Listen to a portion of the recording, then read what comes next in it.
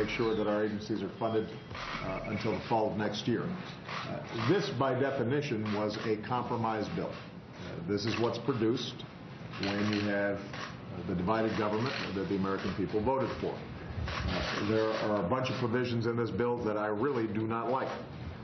On the other hand, there are provisions in this bill and the basic funding within this bill that allows us to make sure that we continue on the progress in providing health insurance to all Americans, to make sure that we continue with our efforts to combat climate change, that we're able to expand early childhood education that is making a meaningful difference in communities all across the country, that allows us to expand our manufacturing hubs that are contributing to the growth of jobs and the progress that we've seen in our economy over the last couple of years.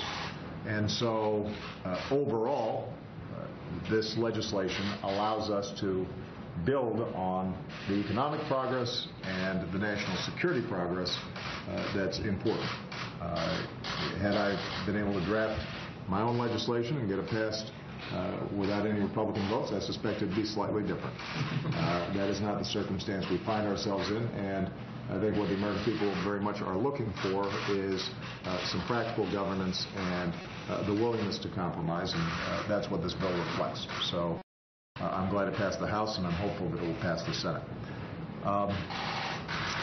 One of the things that was very important in this legislation was it allowed us the funding that's necessary to battle ISIL, to continue to support our men and women in uniform.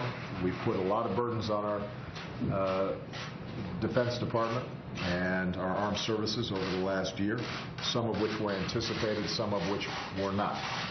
And this gives our military, as well as our other agencies, the ability to plan over the next year with some stability. Which brings me to the topic of this meeting here today. This bill also contains